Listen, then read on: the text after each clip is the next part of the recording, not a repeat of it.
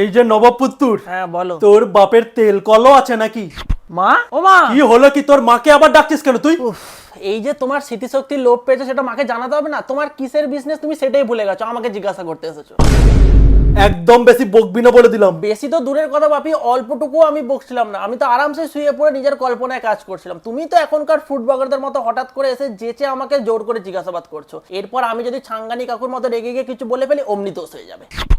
এর সাথে কথা বলাটাই উচিত নয়। আরে না না, বলতেই পারো, আমি তো ক্লাব কচুরি বিক্রি করতে বসে নেই, আমি ফ্রি আছি, বলো। কি চলছে এটা শুনি। ওটা তো এসি চলছে ভাবি। কতক্ষণ চলছে সেটাও শুনি। কেন, তুমি কি ইউনিট কনজাম্পশনের ম্যাথ কষতে বসবে নাকি? যতটার জিজ্ঞাসা করেছে ঠিক ততটারই অ্যান্সার দে। অ্যানসার তো তোমাকে কোষে বের করতে হবে না, আমি জাস্ট ফর্মুলাটা বলে দিতে পারি। আজব তো, পাতা খেয়ে আছিস নাকি তুই? হ্যাঁ, মা তো রোজ দুপুরে নিম পাতা করে, ওটাই তো জোর করে খেলাম।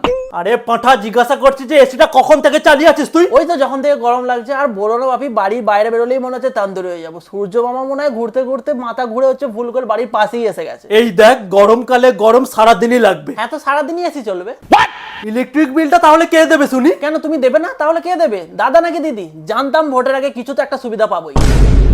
সুবিধার কিছুই পাইনি, ইলেকট্রিক বিলটা আমাকেই দিতে হবে। হ্যাঁ, তো তাহলে আমাকে আবার জিজ্ঞাসা করছো কেন কে ইলেকট্রিক বিল দেবে? দেখছো তো আমি তোমার স্মৃতিশক্তি পুরো জোরদার ভাবে লোপ পেয়ে গেছে। দেখ, এই গরমে আমার মাথায় এমনি গরম হয়ে আছে, তার উপর তুই আরো গরম করিয়ে দিচ্ছিস। দাঁড়াও তাহলে ভাবি, এসির হাওয়াটা তাহলে তোমার মাথা সোয়াসুজি করি, তাহলে তোমার মাথাটা ঠান্ডা হয়ে যাবে। এবার কিন্তু আমার সহ্যের বাঁধ ভেঙে যাবে বলে দিলাম। তার আগে ভালোই ভালোই বলছি এসিটা বন্ধ কর। এসি বন্ধ করলে গরম হবে তো। এই শোন, বেশি গরম হলে খালি গায়ে ফ্রিজে ঢুকে পড় যা। কেন, আমি সজনে ডাঁটা নাকি? হ্যাঁ, ডাঁটার মতো শরীর হতে পারে, কিন্তু ডাঁটা তো নই। আগে না, তুই তো এক নম্বরে বোধা পাঠা। রিমোটটা কোথায়? হ্যাঁ হ্যাঁ, বন্ধ থাক। এরপর যদি তুই আর একবার চালাস তাহলে ঠ্যাং ভেঙে ঝুলিয়ে রেখে দেবো বলে দিলাম। আমার এই ঠ্যাংটা 1200 গ্রামের থেকেও অনেক ভারী, সো ঝোলালে ঝরে ঝরে পড়বে না।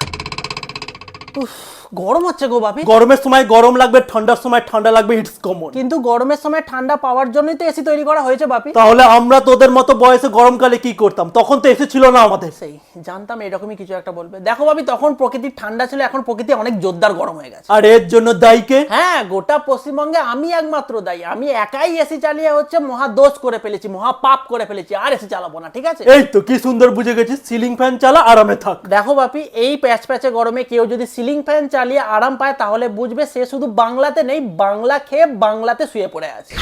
অত শত জানি না, এসি চলবে না, ব্যাস এসি রিমোটটা আমার কাছেই থাক। আর কিছুক্ষণ জাস্ট এসিটা চালিয়ে রুমটা ঠান্ডা করে নিই, তারপর বন্ধ করে দেবো। এতক্ষণ তো চলছিল, রুম ঠান্ডাই আছে। ওই ঠান্ডা, আবার তো সেই গরম লাগছে। উফ, রুম থেকে বেরিয়ে একবার ভিতরে আয়, দেখবি আবার ঠান্ডা লাগছে। এটাই কন্টিনিউয়াসলি কর, দেখবি আর গরম লাগবে না, ঠিক আছে? ধুস, ভালো লাগে না। হাই ফ্রেন্ডস, এই ভিডিওটা যদি তোমাদের ভালো লাগে প্লিজ লাইক করো, খুব শেয়ার করো। ভিডিওটা কেমন লাগলো অবশ্যই কমেন্ট করে জানিও। আর তোমাদের গরমে কি অবস্থা সেটাও কমেন্ট করে জানিও। আর প্লিজ এই চ্যানেলটা সাবস্ক্রাইব করো, তার পাশে বেল আইকনটা ডং করে বাজিয়ে দাও। দেখা হচ্ছে পরের ভিডিও খুব শীঘ্রই, ততক্ষণ টেক কেয়ার, বাই।